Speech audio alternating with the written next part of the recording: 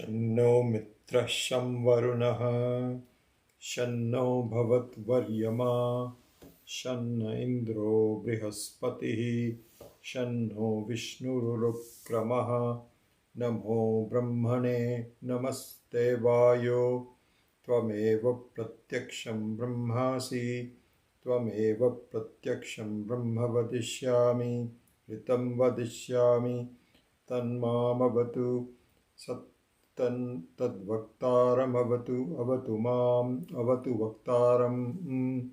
ॐ शान्ति शान्ति शान्तिः। सहना भवतु सहनौ भुनक्तु सह वीर्यं करवावहै तेजस्विनावधीतमस्तु मा विद्विषावहै। ॐ शान्ति शान्ति शान्तिः। यश्छन्दसा मृषभो विश्वरूपः छन्दोभ्योऽध्यमृतात् सम्बभूव समेन्द्रो मेधया आस्पृणोतु अमृतस्य देवधारणो भूयासं शरीरं मे विचर्षणं जिह्वा मे मधुमत्तमा कर्णाभ्यां भूरि विश्रुवम् ब्रह्मणः कोशोऽसि मेधया पिहितः श्रुतं मे गोपाय। ॐ शान्ति शान्ति शान्तिः। अहं वृक्षस्य रेरिवा कीर्तिः पृष्ठं गिरेरिव ऊर्ध्वपवित्रो वाजिनीव स्वमितमस्मि द्रविणगुंसवर्चसं सुमेधा अमृतोक्षितः इतीर्थशङ्कोर्वेदानुवचनम्। ॐ शान्ति शान्ति शान्तिः। पूर्णमदः पूर्णमिदं पूर्णात् पूर्णमुदच्यते पूर्णस्य पूर्णमादाय पूर्णमेवावशिष्यते। ॐ शान्ति शान्ति शान्तिः। आप्यायन्तु मम अङ्गानि वाक्प्राणश्चक्षुः श्रोत्रमथो बलमिन्द्रियाणि च सर्वाणि सर्वं ब्रह्म उपनिषदं माहं ब्रह्म निराकुर्याम् मा ब्रह्म निराकरोत् अनिराकरणमस्तु अनिराकरणं मे अस्तु। तदात्मनि निरतेय उपनिषत्सु धर्माः ते मयि सन्तु। ॐ शान्ति शान्ति शान्तिः। वाङ् मे मनसि प्रतिष्ठिता मनो मे वाचि प्रतिष्ठितम् आविराविर्म एधि वेदस्य मानीस्थः श्रुतं मे मा प्रहासीः अनेनाधितेन अहोरात्रान् सन्दधामि ऋतं वदिष्यामि सत्यं वदिष्यामि तन्मामवतु तद्वक्तारमवतु अवतु माम् अवतु वक्तारमवतु वक्तारम्। ॐ शान्ति शान्ति शान्तिः। भद्रं नो अपि वातय मनः। ॐ शान्ति शान्ति शान्तिः। भद्रं कर्णेभिः शृणुयाम देवाः भद्रं पश्येम अक्षभिर्यजत्राः स्थिरैरङ्गैस्तुष्टुवागुंसस्तनूभिः व्यशेम देवहितं यदायुः। स्वस्ति न इन्द्रो वृद्धश्रवाः स्वस्ति नः पूषा विश्ववेदाः स्वस्ति नस्तार्क्ष्यो अरिष्टनेमिः स्वस्ति नो बृहस्पतिर्दधातु। ॐ शान्ति शान्ति शान्तिः। यो ब्रह्मानं विदधाति पूर्वं यो वै वेदांश्च प्रहिणोति तस्मै तगुंहदेवमात्मबुद्धिप्रकाशं मुमुक्षुर्वै शरणमहं प्रपद्ये। ॐ शान्ति शान्ति शान्तिः। श्रुतिस्मृतिपुराणानाम् आलयं करुणालयं नमामि भगवत्पादं शङ्करं लोकशङ्करं शङ्करं शङ्कराचार्यं केशवं बादरायणं सूत्रभाष्यकृतौ वन्दे भगवन्तौ पुनः पुनः नारायणं पद्मभुवं वसिष्ठं शक्तिं च तत्पुत्रपराशरं च व्यासं शुकं गौडपदं महान्तं योगीन्द्रमथास्य शिष्यं श्रीशङ्कराचार्यमथास्य पद्मपादं च हस्तामलकं च शिष्यं तं तोटकं वार्तिककारमन्यानस्मद्गुरून् सन्ततमानतोऽस्मि। ॐ विश्वं दर्पणदृश्यमाननगरी तुल्यं निजान्तर्गतं पश्यन्नात्मनिमायया बहिर्बोधभूतं यथा निद्रया यत्साक्षात् कुरुते प्रबोधसमये स्वात्मानमेवाद्वयं तस्मै श्रीगुरुमूर्तये नमः। इदं श्रीदक्षिणामूर्तये बीजस्यान्तरिवाङ्कुरो जगदिदं प्राङ्निर्विकल्पं पुनः मायाकल्पितदेशकालकलना वैचित्र्यचित्रीकृतं मायावीव विजृम्भयत्यपि महायोगी वयस्वेच्छया तस्मै श्रीगुरुमूर्तये नमः। इदं श्रीदक्षिणामूर्तये यस्यैव स्फुरणं सदात्मकम् असत्कल्पार्थकं भासते साक्षात् तत्त्वमसीति वेदवचसा यो बोधयत्याश्रितान् यत्साक्षात्करणाद् भवेन्न पुनरावृत्तिर्भवाम्भोनिधौ तस्मै श्रीगुरुमूर्तये नमः। इदं श्रीदक्षिणामूर्तये नानाच्छिद्रघटोदरस्थितमहादीपप्रभाभास्वरं ज्ञानं यस्य तु चक्षुरादिकरणद्वारा बहिस्पन्दते जानामीति तमेव भान्तमनुभात्येतत्समस्तं जगत् तस्मै श्रीगुरुमूर्तये नमः। इदं श्रीदक्षिणामूर्तये देहं प्राणमपीन्द्रियानपि चलां बुद्धिं च शून्यं विदुः स्त्रीबालान्धजडोपमास्त्वहमिति भ्रान्ताभृशं वादिनः मायाशक्तिविलासकल्पितमहाव्यामोहसंहारिणे तस्मै श्रीगुरुमूर्तये नमः। इदं श्रीदक्षिणामूर्तये।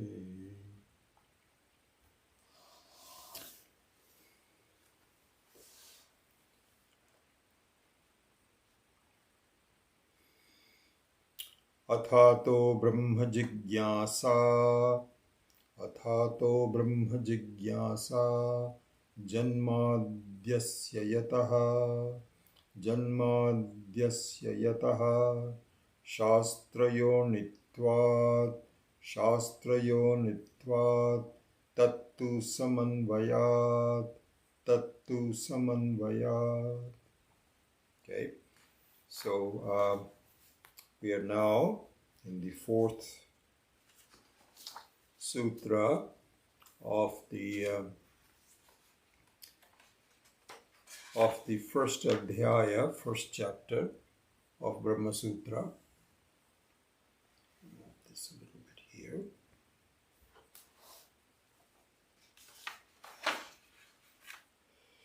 So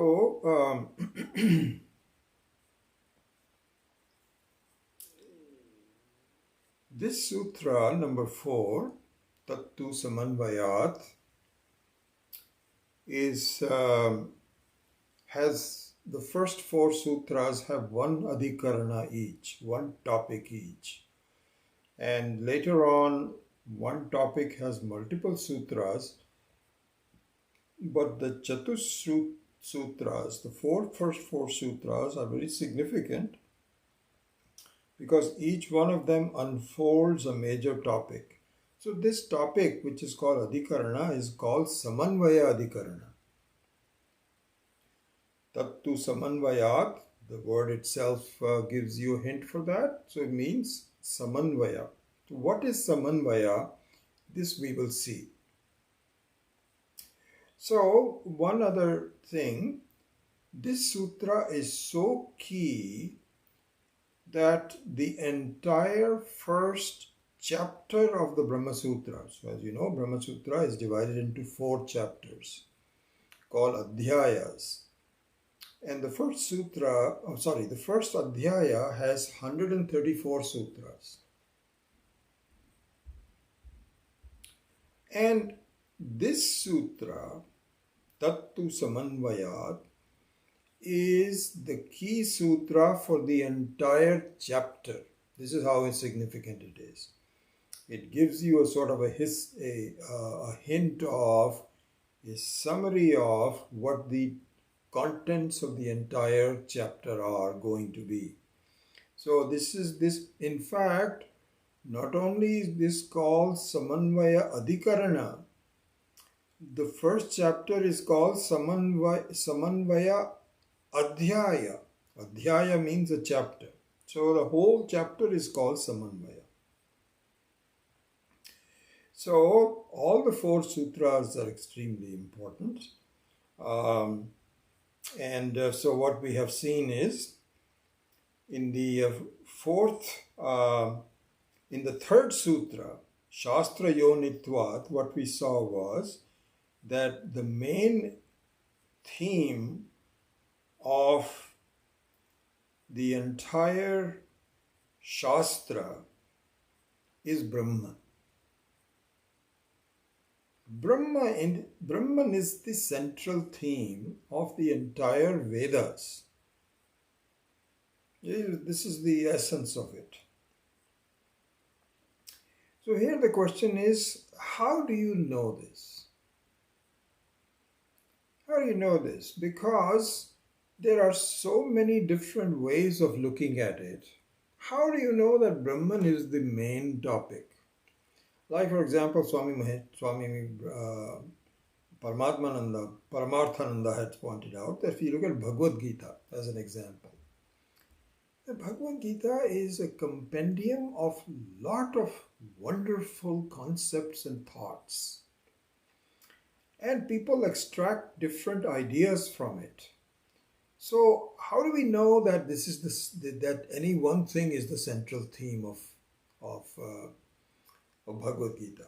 So for example, people who feel that really the karma yoga, the attitude of doing karma in your life, not only is the karma itself, but also karmani eva adhikaraste na paleshu kadachana, as Sri Krishna says. Not only that, but the karma yoga, the attitude of doing the karma, this is the main theme. Karma is the main theme. Kriya paratvat. Because our life is full of actions. And so the question is, how best to do the action? This is the central theme of Bhagavad Gita. Others feel, no. It is to develop a bhakti towards Narayana, towards Ishvara. That the entire Bhagavad Gita will say, be devoted to me, please devoted to me. Make sure you are devoted to me. Make sure you do all of your actions for me. So this is called Sharanagati. So Sharanagati, you just leave everything to Ishvara and do bhakti and let him take care of you in this life or next life. This is the central theme. So this is what is called Upasana. Upasana is the central theme, some people argue. Then people say, no, this is not true. In fact, it is a knowledge of Ishvara, which is the most important one, because without this knowledge that Ishvara and you are really one and the same, there's no fundamental difference between it. And therefore, if you wanted to have the gunas of Ishvara, you should discover those gunas to be yourself. They are hidden inside of you. And so to take it out and to understand it and to live by it and to be convinced about it is the jnanam. That is the tattva. That is the central theme of the Bhagavad Gita. So there needs to be one central theme. There cannot be multiple central themes. Swami Paramarthananda had given this very beautiful example. I love this. He says, supposing you go to one of the shops and you wanted to buy a card for your beloved, and then you're looking for a card which says, "I only love you. I love you only." Supposing this is what card you're looking for. So you ask someone, I'm looking for this card, and it should really just say, "I only love you." So the person says, "Oh, you know what? I think I've seen one. I'll show it to you." So you go there and you find that there are these stacks of cards. And so one of them has to do with love. And it says, I only love you. Something like that. So he says, "Great. Wonderful." So the shopkeeper says, "Okay, will that be all?" Not only that, but I need 11 of them. Now the shopkeeper really had a kind of a raised eyebrows. "What? You are saying I love you only, and you are sending it to 11 people? This is something very strange." He didn't say anything. He wanted to make sure that the person is happy. You don't question the customers. But this is exactly like this. You cannot say in the Bhagavad Gita that karma is also the central theme, dharma is also the central theme, upasana, jnanam. Can't do that. So the question is, how do you know that Brahman is the central theme of Shastra? Sometimes you have to actually ask the author, what did you have in mind when you were writing all of these kinds of things and so on? Which one is subsidiary and which is the principal? Can you please tell us that? Well, the author is not there. Texts are all in front of you. You have to make up your mind, and you have to make up your mind very logically. There has to be a method of determining what is the central theme. You cannot arbitrarily come up with some ideas and say, "Okay, this is it, this is it." Then you will really just have a fight between, as is really what happens. Today also, we find that Bhagavad Gita, you find many people who are so-called management experts. I know a couple of people. And so they're saying, really, what Gita is all about is you have kernels of good management principles. This is what I teach, they say. I don't know about anything else. If you ask them about what is the central theme of Gita, and he says, "I don't know, but this is just this very good advice." So they think this is what it is. So this is what is called Tatparya Nishchaya. Tatparya Nishchaya means what is the real objective of the Shastra. So this is what is called Tatparya Vishayatvam Samanvaya. So the Samanvaya means Tatparya Nishchaya. What should I glean out of it as the principal concept that I need to really do? And so this is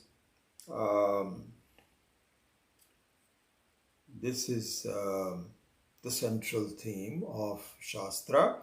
So if you want to give a logical explanation of the fourth sutra, Tattu Samanvayat, it would be this. Because the sutra, of course, as you know, is very brief. And so it does not give you an explanation completely. You have to really Alpaksharam, and Alpaksharam. It is Alpaksharam means it is very, very brief. Exactly what is needed. No extra words. So Tattu Samanvayat, what does it mean? It means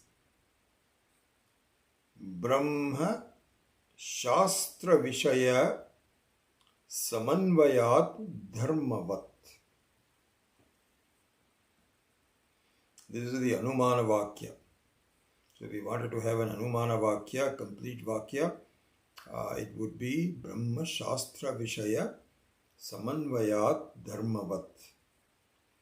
And so the entire Vedanta Shastra, the entire Vedas actually, the central theme of that is Brahman.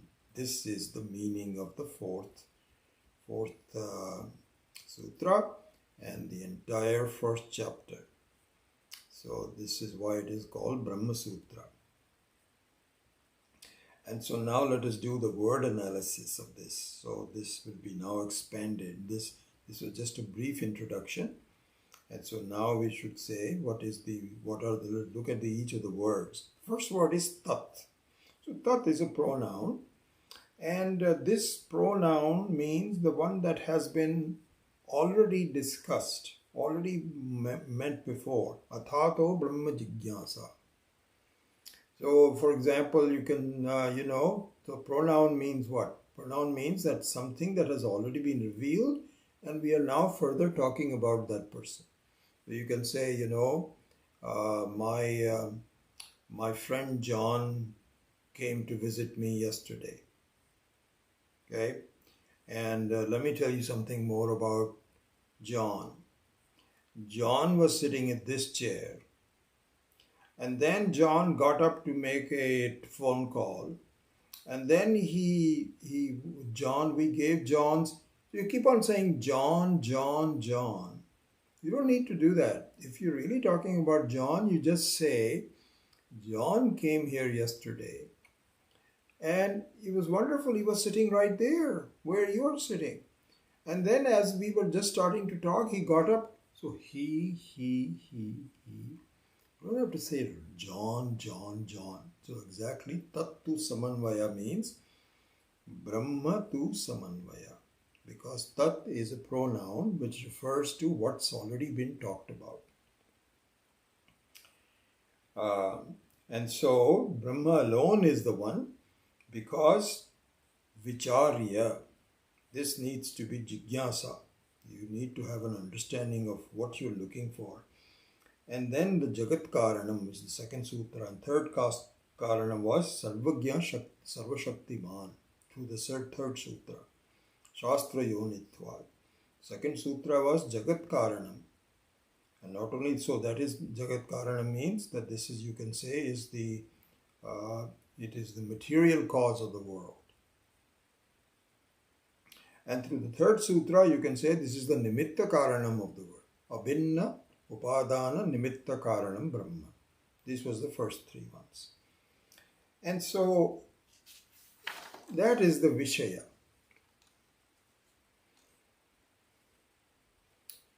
The next word is the word tu.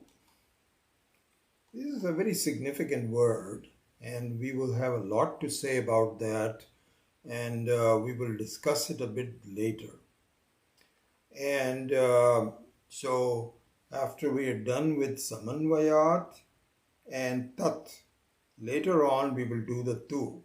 In fact, tu is the most significant reason for this just a Nipata tu. Nipata means it is indeclinable. Just small, like in tu has the immense significance. So we will look at that later on. Let's go to the third word, which is Samanvayat. So now, as we were saying, now we can go into the more detail. How do you determine what the central theme is when there are so many different themes that are being talked about? So the wise people believe that there must be a logic involved in determining what the central theme is. And so you need to have some hints, so some filters. And through those filters, you can see, does this meet the requirements? This is called lingam. Lingam means a certain hint. So what are the hints that I have? What can I use as a filter to determining what the central theme is? So they all say, in fact, there is a very famous saying, Upakrama upasamhara Upakrama upasamharau abhyase apurvatam phalam arthavada upapatti cha lingam tatparya nishchaye. So in the matter of tatparya ascertainment, tatparya means tasya param iti tatparyam. What is the main objective is called tatparya. And nishchaya means, nirnaya or nishchaya means ascertainment. So what is the central theme? In order to do that, there are 6 lingas. 6 lingas are upakrama upasamhara. Beginning, it must be mentioning in the very beginning, and it must be summarized at the end. So you have to look at the 2 bookends. Very much so about any talk that is given. Today we are going to give you a talk about the politics behind this country. I will talk to you about the politics in this particular country. And you go into a lot of details and so on. At the very end you say, so as I just wanted to summarize, this is the nature of politics in this country. And in between you talked about how people are, whether it's autocratic or it is democratic, all those kinds of things. But the central theme is, what is the political ideology of this country? Like that. So this is what is called upakrama. Upakrama means beginning. Upasamhara means the end. So you use this filter to look at the texts in the entire Shastra and say, where does it talk about the upakrama, upasamhara? This is the one thing. So here we have certain models to use in because the Vedanta Shastra is the Brahma Shastra. So Brahma Sutra talks about Vedanta alone, nothing else. It's not a new, as we have talked about before, it's not a brainwave of Vyasacharya. This is really the continuation of Ishvara's word in the form of Vedas. So in that we have a model, which is the 6th chapter of Chandogya Upanishad.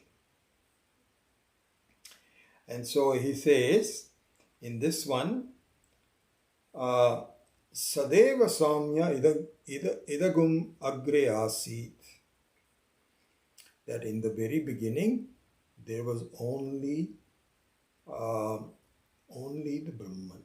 Sadeva, Sateva. Sat means Brahman, truth, the reality.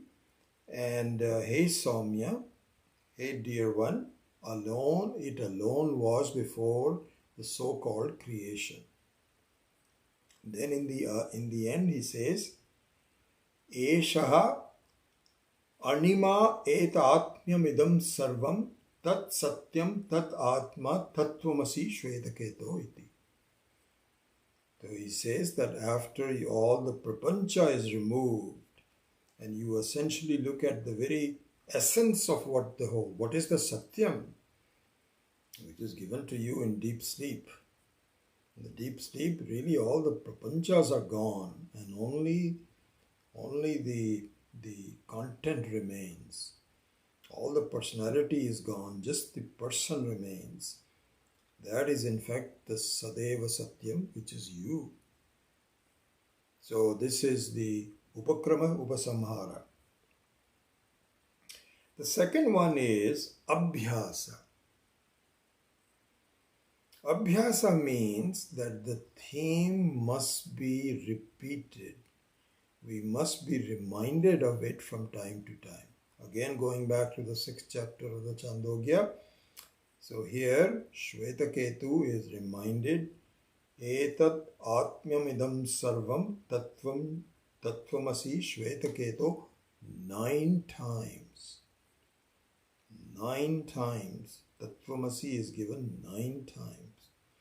So this Upasamhara Upakrama is not only the two ends, in between also the same abhyasa is given. So the third lingam of Tatparya is abhyasa. Then the fourth one is apurvata. Apurvata. This is an important one to remember, to understand. It's not easy to understand, but once it is unfolded, then you can get it. Apurvata means not possible to know in any other way. This is what is called Pramanantaram Avedyam iti. Pramanantaram means other than this pramana, Avedyam. You cannot know it. You cannot know it. Just like, and we see this every day, you cannot see forms without having eyes. There's no other way to do that. No, I can also see it through my ears. No.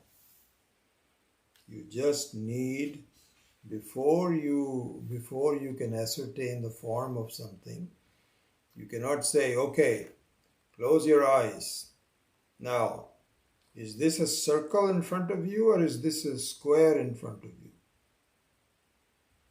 And the person says, can I open my eyes? I said, no, you cannot open your eyes. I just want you to answer this question. Square or a circle? What will you say? You say, this is stupidity.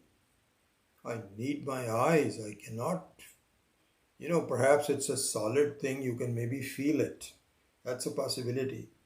But without touching or anything, if it is just some kind of like a drawing, let's say it's a drawing on a piece of paper.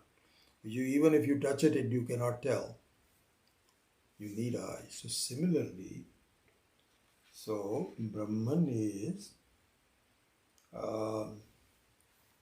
the central theme of the Veda. So here, as we will see in more detail, some people argue that the central theme of Vedas is not Brahman, it is karma, it is kriya. Kriya Paratvam. And so the Karmakandis believe that really the rituals which deal with karma, punya, papa, karma phala, swargaloka, all of those kinds of things, this is what the Vedas are all about. We say no, that is not true, because karma is really just a sadhana, and the central theme of karma kanda is karma as a sadhana. Anyway, this is a very important discussion that we will have in the explanation of the word tu. So I will not spend any more time. So here, apurvata is also shown very clearly again in the 6th chapter of Chandogya, the same section of we're just taking an example, it can be from anywhere, but the 6th chapter gives you an excellent way to look at all these lingas. And so apurvata is also mentioned in the 6th chapter. Let us see how. Very interesting one. So here, Shvetaketu, the student, has been asked by his teacher. He says, let's do an experiment. This is given in the Chandogya. He says, okay, bring a vessel of water. So Shvetaketu brings a vessel of water. Can you go to the kitchen and get a lump of salt? He says, yes, sir. Goes to the kitchen, brings out a lump of salt. Okay. He said, please put the lump of salt in the vessel, close the lid of the vessel, and leave it overnight.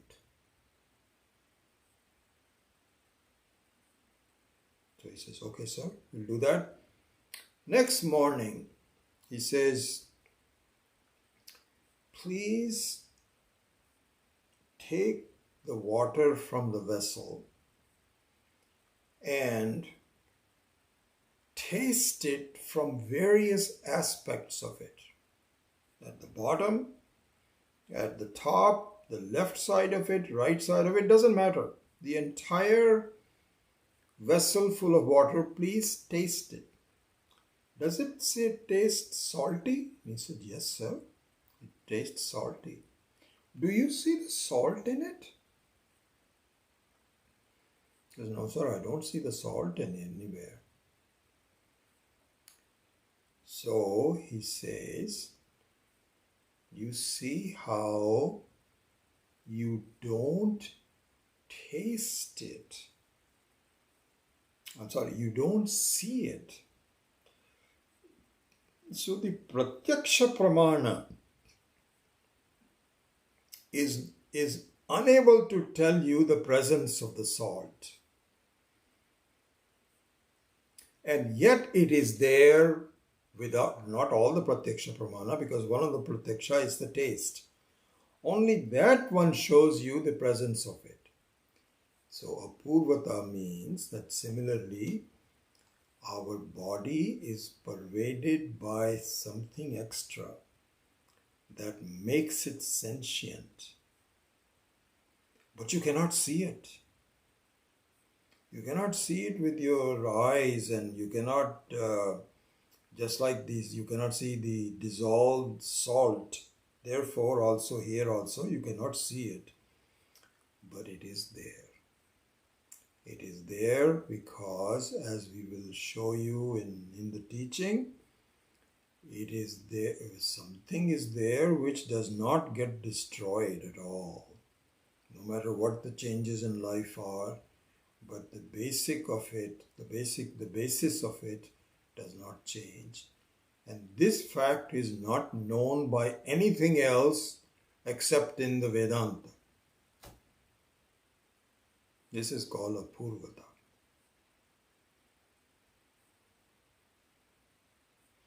So here Swami Paramahansa makes another interesting point. He says, so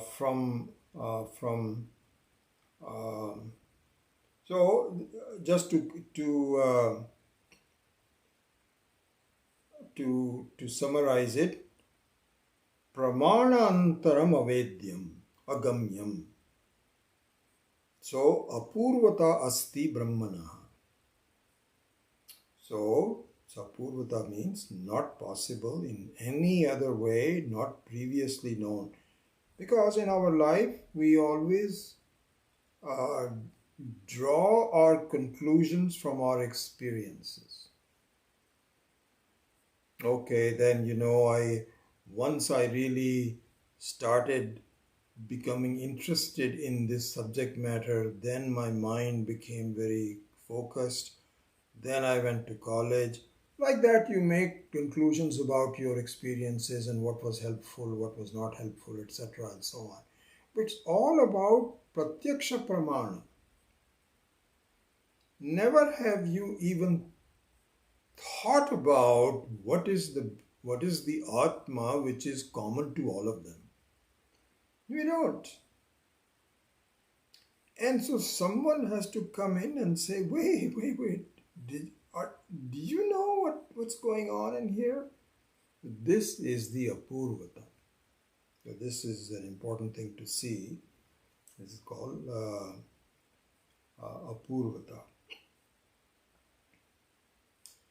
So one other interesting thing to see here, that this is a corollary to this one. So saying Vedanta alone is the pramana, right? Vedanta is the unique pramana from the Apurvata. The second one is that what the Vishaya, the central Vishaya, the central theme of Vedanta is Brahman. So here these two, so look at the distinctions between these two. One is only through Vedanta you can know this. Pramanam eva gamyam. And the second part is that Vedas are focused on making this prameya. So in Sanskritam, these are the two words that are important to understand. One is pramana and the other one is prameya. So pramana is the sadhana and prameya is the sadhya. What is to be established is the prameya, and the method of establishing is called pramana. So in both cases, it is apurvata. This is the beautiful corollary. You see that? Hope you get the fine points of these two things. That Brahma is the prameya and Shastra is the pramana. And nothing else is possible to be done.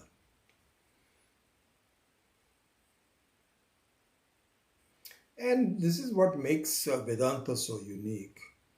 And it is nothing to be proud of it or anything.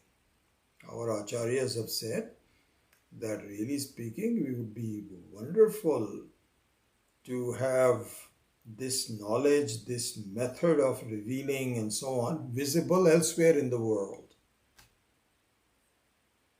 And it's very possible that it was it was prevalent all over. We know that the Vedika knowledge was prevalent in most of the world at one time, but it got broken off because of people who could not maintain it, except in India.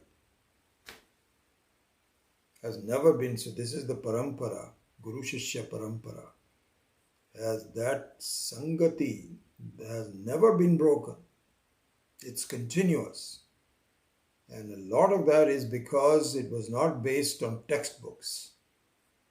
It is based on the communication from one person to another. I mean, over the history of the world, there has been so much destruction of texts. So the Roman Empire, the texts were all burned.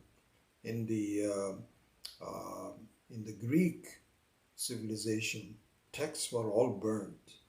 And even in India, when the Muslims came and even the British, they systematically destroyed libraries and so on. A lot of those texts have been lost. But unless you kill every human being, this Vidya will continue. And I'm very happy that we are part of that parampara. What I've learned, I'm now communicating it to you. And so this is a unique pramana. And the prameya is also equally unique. It is not dharma and karma and upasana and so on. It is Brahman. And so the Gita Shastra also is mokshaparam. Gita is mokshaparam, Vedanta is mokshaparam, and even Karmakanda is ultimately mokshaparam. And we will discuss the Karmakanda in a minute in more detail. Anyway, so this is the... Okay, then we are not done with the 6 lingas. So we have done Upakrama, Upasamhara, Abhyasa, right? Abhyasa we did, and then we did Apurvata. Next one is phalam. So, whenever phalam is mentioned, means the result, that means that is the central theme. And again, you can see that in the Upanishads. Brahmavid apnoti param in the Taittiriya Upanishad. And so it talks about Swami Paramathananda gives quotations that a Brahmagani will get Jivan Mukti and at the time of the death will get Videha Mukti. This is the phalam. This is not mentioned in any other kind of simple jnana. That, if just like happens, you see a textbook for any knowledge in the world, no one says if you know this, this is like how to make money. That's the jnanam. How to do the stock option through options. This is the jnanam. But no one says if you do that, you would have become free from all problems. No. That phalam is not mentioned, cannot be mentioned. Here though it says the phalam is the result, the benefit. Phalam means benefit. That the benefit will be you are free. The last one is Arthavada. Arthavada means stuti, means praise. And so, not only that, but a ninda, a criticism of not knowing it. Both of them. Anvaya Vyatireka. Anvaya means praise, direct praise. My God, if you knew this, you're the most successful person in the whole world. Possible. You reach the epic result that is possible in this world. Because we all have different goals that we wanted to do. I wanted to be a famous person. I want to be an artist. I want to be a company president. I want to be the president of a country. All those kinds of things you can have. How do you compare them? How much pleasure they might give you, how much power they might give you, how much temporary freedom they might give you. But compared to that, permanent freedom is something just amazing. So this is the Arthavada.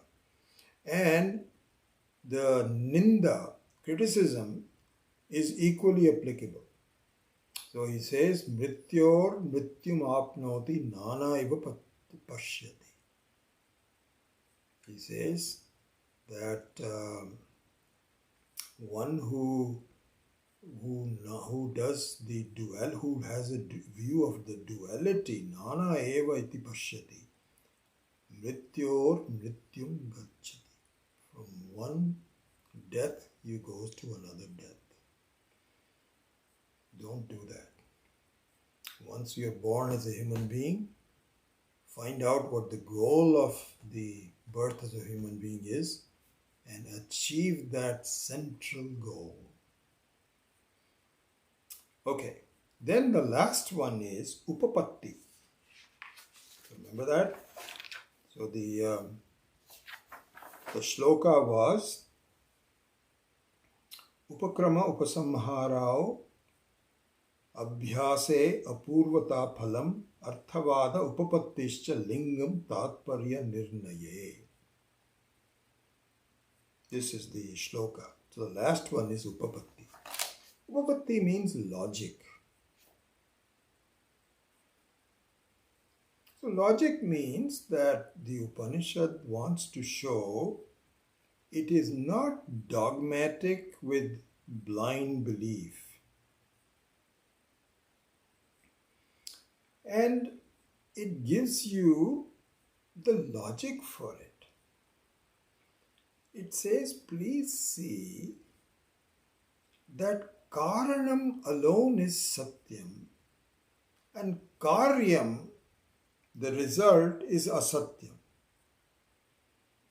So if you see the clay from which the pots are made, that has certain longevity. There also it's an example, so it is not the ultimate Brahman, but as an example.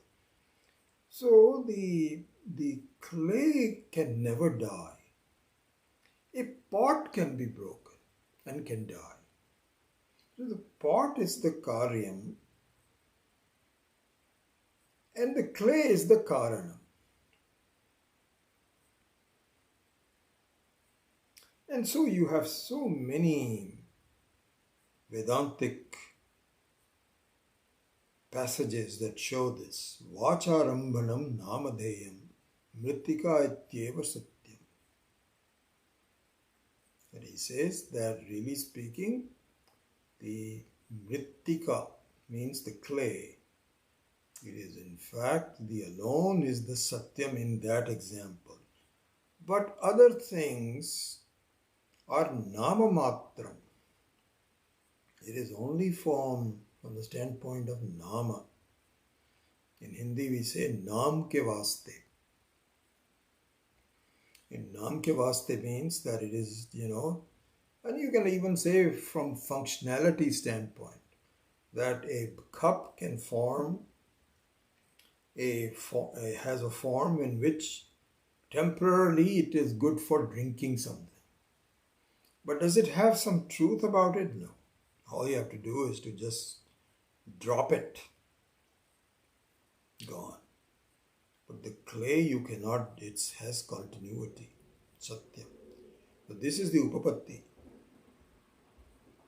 So therefore, as a result of that, it says that Brahmanaha Brahmani Samanvaya. So Samanvaya means one translation of the word Samanvaya could be consistency. But even much more important than the word consistency is the central theme, the central concept. What is the main thing we are talking about? And that is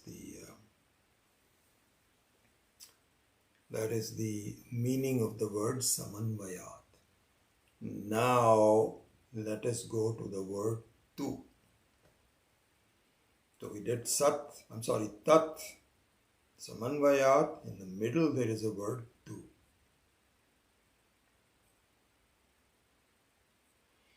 So tu here means avadharana arthe.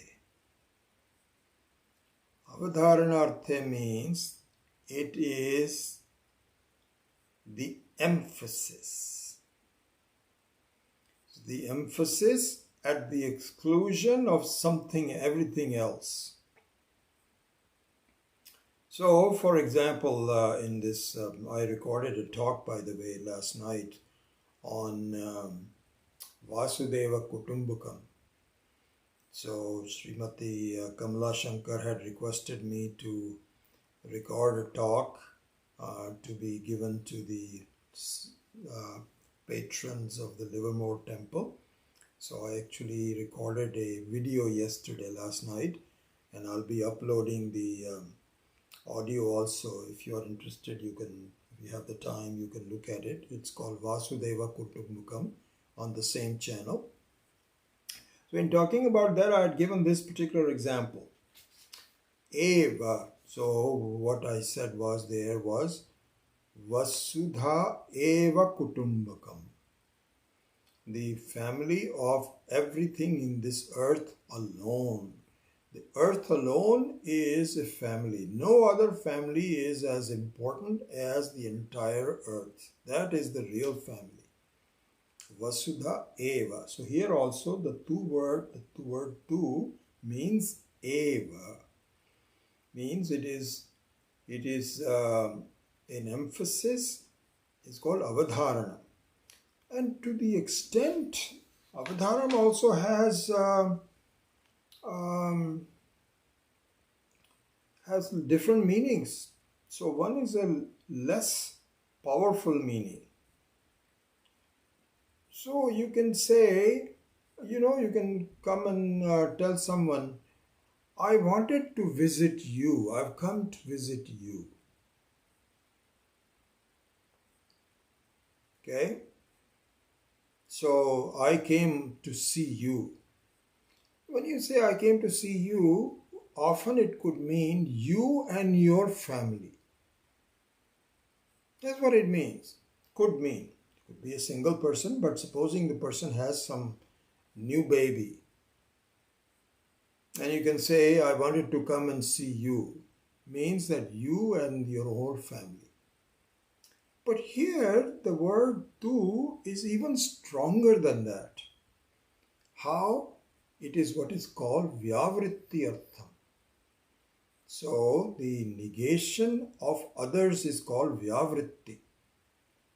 So, vyavritti artham means what? So, here Swami Paramarthananda has given a beautiful example. He said, listen, supposing you say, Rama came to the temple. Okay, Rama came to the temple, that's wonderful, very happy. But if you say Rama alone came to the temple, now you have much more information. That Rama did not have Sita with him, he did not have Lakshmana with him, did not have any other family members or friends. He alone entered the temple. More information. So here, that is the meaning of the word tu. And so, no other way. So this is called Brahman alone is the samanvaya. No other way of looking at it. So now it opens up a door to a Purvapaksha Siddhanta discussion. So let's get into that. And so the word tu is the door that opens up to a detailed discussion about what others say is the goal of life and what Vedanta says is the goal of life. And that has to be discussed. You cannot just say, you cannot just make a statement and walk away. You have to prove it too. So the rest of really in some way, the rest of the Brahma Sutra is an explanation of the word tu. Vyavritti arthakam. Tu. So let us start with that. Okay? So first thing is, we will analyze the Shastra. Shastra means the entire Vedas from the standpoint of astikas. We have discussed this at various other points, so this will be a revision, not of something fresh. So there are two kinds of Purvapakshas. So the word Purvapaksha also is an interesting one. Purvapaksha means the prior viewpoint and the later viewpoint. Purvapaksha means the paksha which came Purva, and Siddhanta means Uttara Paksha, would come later. Kind of like, supposing you have a question. Somebody asks a question. So when you ask a question, you have a particular concept in mind, some doubts and so on. And now, so this is, you have a discussion which starts with a question. Then when the answer is given, and hopefully the answer completely answers the question, that is Uttara Paksha. So Siddhanta is the Uttara Paksha. That being the case, there are two kinds of Purva Pakshas. One is what is called Astikas, and the other one is called Nastikas. This is an important thing to see. And when we were growing up, we had the wrong impression. We thought Nastika means people who do not believe in God. वो तो नास्तिक है, उसको तो कुछ नहीं आता, समझ नहीं आती उसको. We used to say. That means you don't believe in God. That's not the reason. Here the understanding is Astika means who have Shraddha in the Vedas, and Nastikas are the ones who says what Vedas? It's just one of the sets of books. We have our own books. We don't believe in the Vedas and the authority of the Vedas. So Nastikas are those. So there we saw that there are 6 astikas, Purvapakshas, who accept the Veda Praman. And what are those? Sankhya, Yoga, Nyaya, Vaisheshika, Purva Mimamsa and Uttara Mimamsa. And we, the Vedantins, are Uttara Mimamsa. Uttara Mimamsa again means the one that comes later, which comes as an answer to the question. So really speaking, we are not our own Purva Pakshi, so forget about us. The other 5 are Purva Pakshis. Out of this,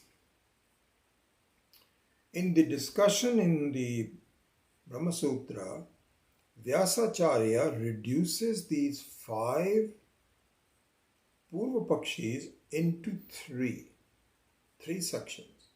What are those?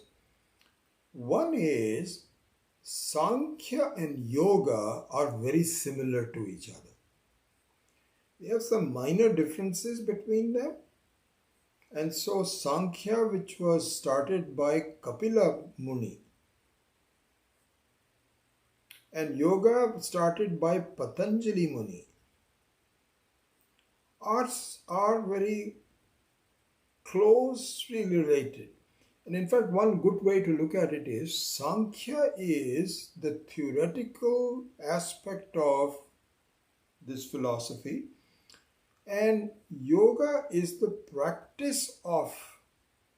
So Patanjali really does, what do you need to do? Yama, Niyama, all those Ashtanga Yoga, etc. He says, let's be practical. But the practice is based on the theory which is similar to what Sankhya does. So, in the Brahma Sutra, these two are taken as one unit, Sankhya Yoga. And so, a couple of things to talk about here. Out of all the Purva Pakshas, the one which is Sankhya is considered to be the most powerful opponent that has to be really taken seriously. This is kind of like called, Swami Dayanand used to say that, Prathamamalanya. Prathamamalanya means, unlike a tournament of tennis, where in the, in Wimbledon you have 128 people that all want to be the champion of Wimbledon for that year. Then you have matches between 2 people. And so from 128 becomes 64, 32, 16, 8, 4, 2, 1. This is one method of determining who the champion. The other method is boxing. So when you have a boxing, and for good reason, you cannot have 128 people box, then 64 are left, then 30. Why? You can imagine that. In boxing, it takes so much out of you. It's kind of like football. You see, in baseball, you can play every day, but in football, you can only play once a week. You know why?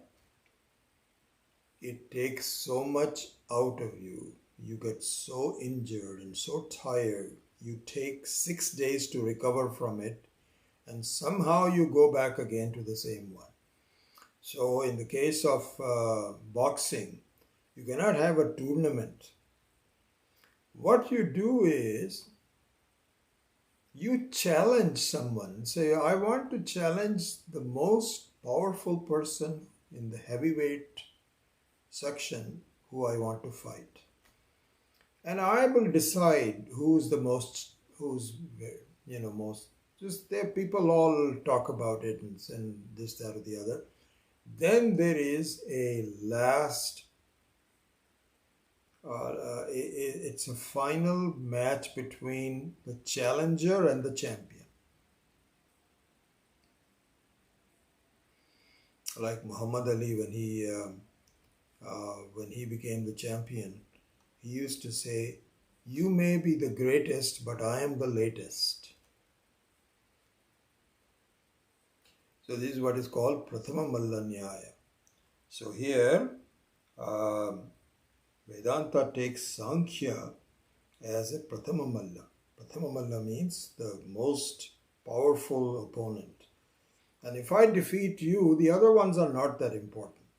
So in that sense, I can say this, and this is all from Vyasacharya's own sutras, not our interpretation. The Nyaya and Vaisheshika,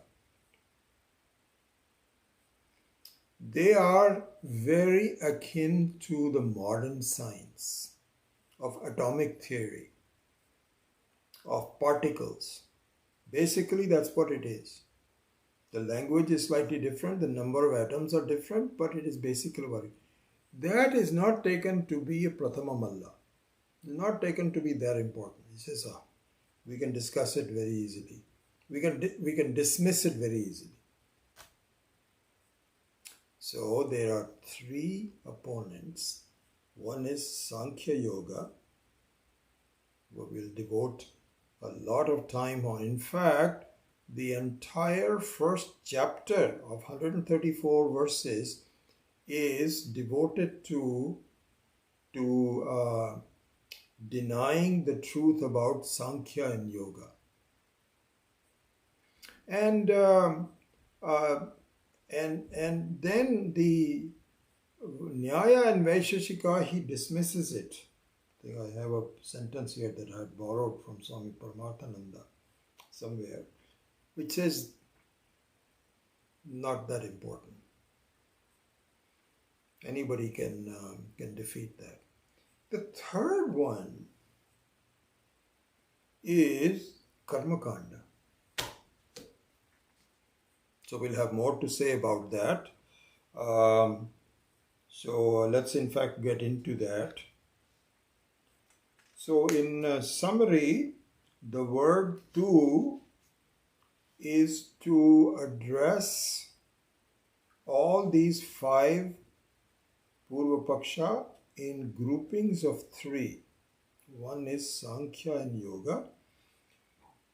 Second one is Nyaya and Vaisheshika. And the third one is Purva Mimamsa.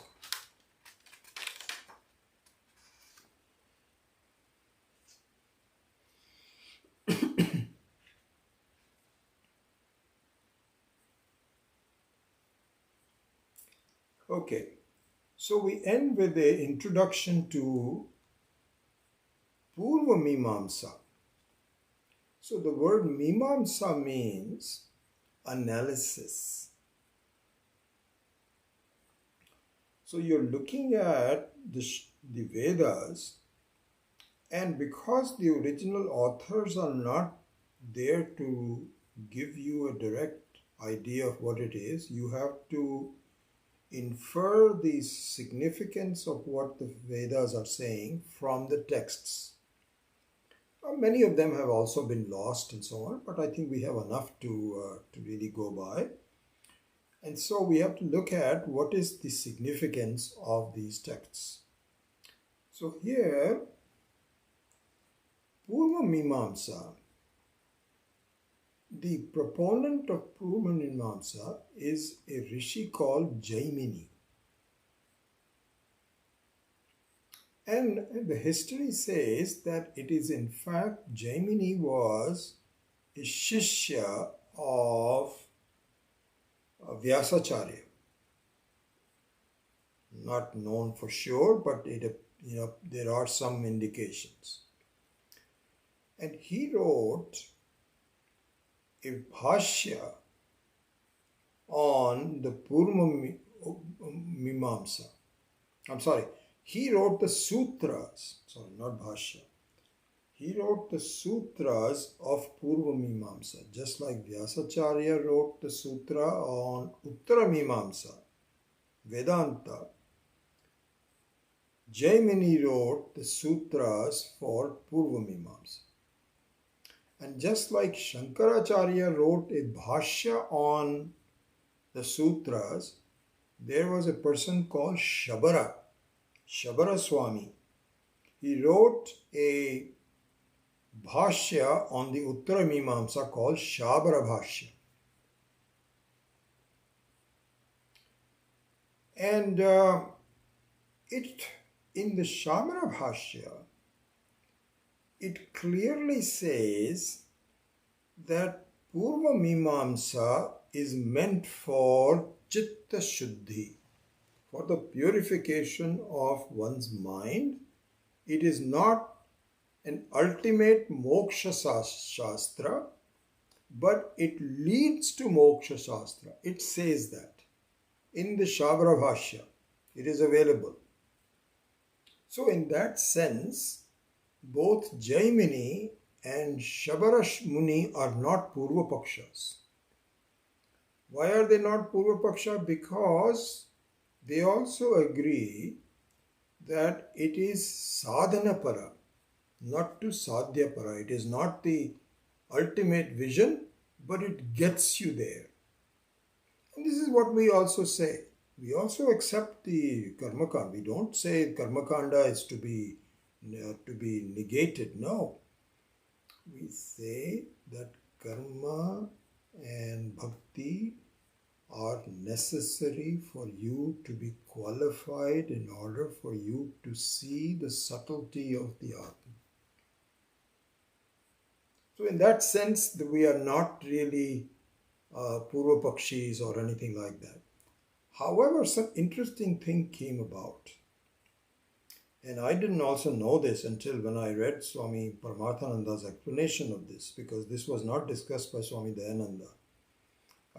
He might have discussed it, I don't remember it. Anyway, it doesn't matter. So, what happened was that some other people wrote sub-commentaries on Shabara Bhashya. Just like we have in our annals of the Shastra, we have Tikakaras that write on the Bhashya. Ratna Prabha, for example, I've mentioned that, is a very capable Tika on the Shankara Bhashya. Similarly, there are other Tikakaras who wrote on the Shabara Bhashya. Some impurities came in their thinking. And Swami Paramarthananda points this out. He says it came in stages. Something like this is, Swami Paramarthananda did not discuss it, but in some of my readings, something similar happened to Christianity. So the modern view of Christianity that Christ died for our sins, and also you have to accept Christ alone in order to become free from this samsara, this view came much later. There is enough evidence to say that Christ himself was a Jivan Mukta. And he could not have said that you have to really just accept me. Because that is not the very essence of Jivan Mukti. It says you have to know this knowledge. So there is evidence to do that. But somehow or the other, it became impure to a point as we see the Christianity today, which doesn't make much sense. You have to go to the church, you cannot do it at home. You have to accept Christ. If you don't accept Christ, you will go to hell. All kinds of funny stuff. So there was a deterioration of the purity of the thought. Something similarly has happened in the Karmakanda. In the Karmakanda also, Swami Paramarthananda says that this is how it deteriorated. First of all, in the Shabara Bhashya it says this is not a moksha shastra, it is sadhana chatushtaya dharma shastra. Good, we also agree with that. Then some of the later ones, people started saying, no, It is in fact an equal moksha shastra. Jnanam alone is not necessary. Karma also will give you moksha. That is the next stage. Then came a stage which says the following. And so a lot of the Karmakanda today is on this view. Only Purva Mimamsa is the truth. Uttara Mimamsa doesn't make any sense. Vedanta makes no sense whatsoever. You have to be a Karmakandin in order to gain moksha. So you look at the deterioration that has taken place. One was where it says clearly not a moksha shastra. Then it says yes, it is also a moksha shastra. Then it says it alone is the moksha shastra. So Swami Paramarthananda says this is then become a Purva Pakshi. We don't have any problems with what Jaimini said. But certainly not the Shabara Bhashya, but the present day understanding of Karmakandins is not acceptable to us. So with that I will end today's class, and we will continue now with a very interesting discussion about, because now you have to prove it. You cannot just leave it, and it's not a dogmatic fight. It's a logical argument. And so we have to now give arguments why this view does not make any sense, why karma alone is not enough in our life. We have done enough karmas, and even if you continue to purify it, you will improve your life, but it won't get you to the final goal. And for that, Jnanam alone is necessary. And so this discussion will now take place in the further elaboration of the fourth sutra of the Brahma Sutra. Om Rahu Grasta Divankarendu Sadrisho Maya Samachadinat Sanmatra Karnopasamharnato Yo Bhut Sushuptaf Puman Pragaswapswamiti Prabodha Samaye Yapatya Vigyayate Tasmai Shri Guru Murtaye Namaidam Shri Dakshinamurtaye Balyadishu api jagradadishu tatha Sarva swavastha swapi Vyavritta svanuvartamanamahamityanta spurantam sada Svatmanam prakatikaroti bhajatam Yo mudraya bhadraya Tasmai Shri Guru Murtaye Namaidam Shri Dakshinamurtaye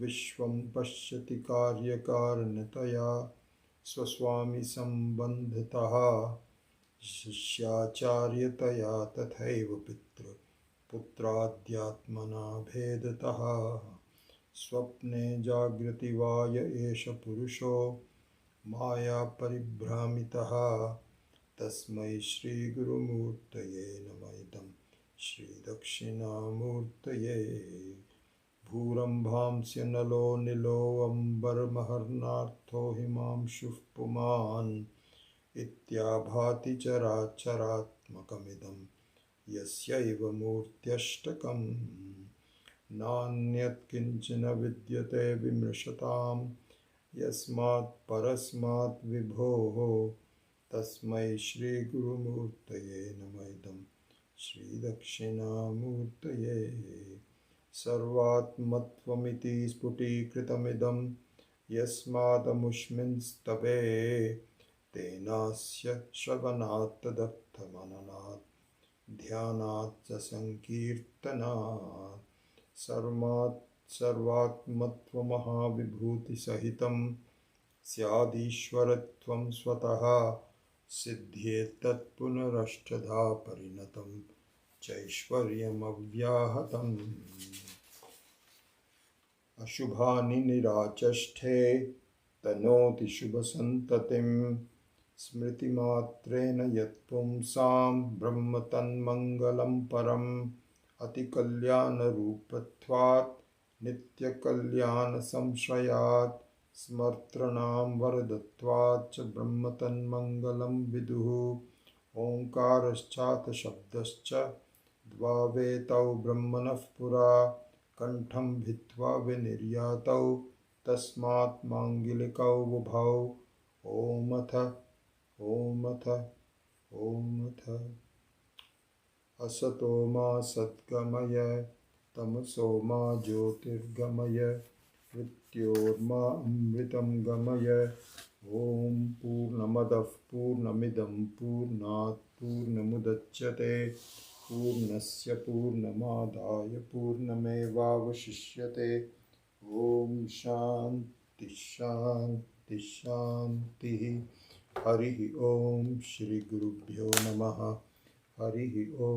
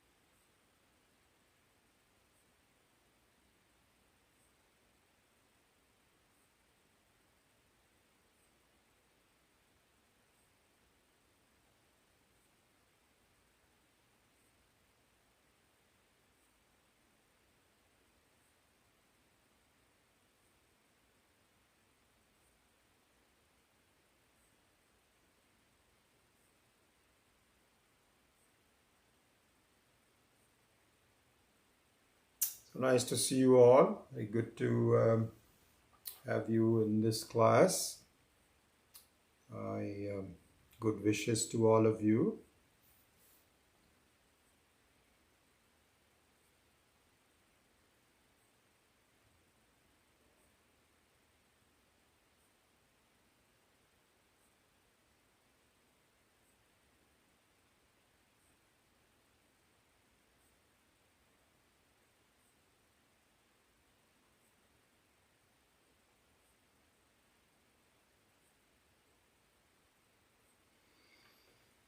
So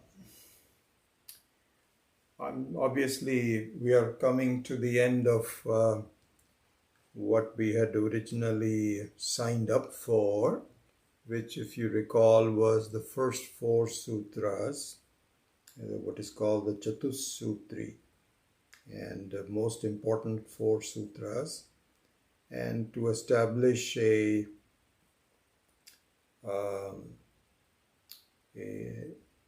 methodology of how to look at the sutras, what is the significance of it, how to analyze it, how to look at its importance in our life. And so this is what is normally done. The first four sutras are taken up. And after that, because it's a long set of sutras, 555 of them, it is not practical to go through with equal intensity on each one of the other ones. So that being the case, I've been thinking about what should we do as part of this. And I haven't really come to a final conclusion, but I have a kind of like an initial plan in mind, which I can share with you. And so one of Swami Dayanandaji's students, Swami Sakshat Kritananda, who is now the Acharya in the Rishikesh ashram, and I have known him for quite a while, and I have a lot of respect for him. So he had taught a class on selected sutras of Brahma Sutra. And I think he had taken up about 11 11 sutras from this. And so this was published as a small booklet as part of the Swami Paramarthananda's publication department. And Raj Paripatyadar had sent me a copy of that. I'm very grateful for him for giving me this. I didn't know that Swami Sakshat Kirtananda had done that.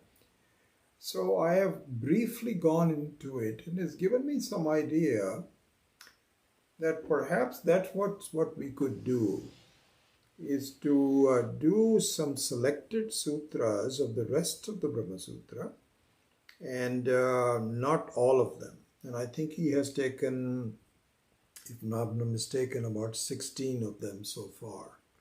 So I could actually look at that and say which ones there are.